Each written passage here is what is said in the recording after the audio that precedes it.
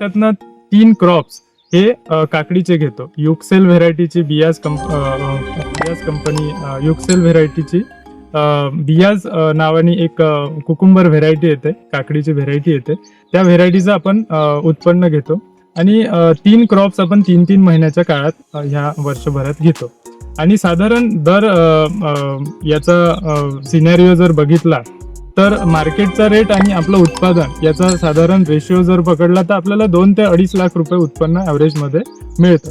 आणि साधारण एका वर्षाचा जर आपण कॅल्क्युलेशन जर पकडलं तर शेतकऱ्यांना 5 ते 6 लाख रुपये आपण निव्वळ नफा पण पकडू शकतो. असं एका जॉब करण्यापेक्षा मला ॲग्रिकल्चरमध्ये इंटरेस्ट असल्यामुळे त्या गोष्टी मी त्यामध्ये मेहनत घेतली आणि त्यापासून सुरुवात केली.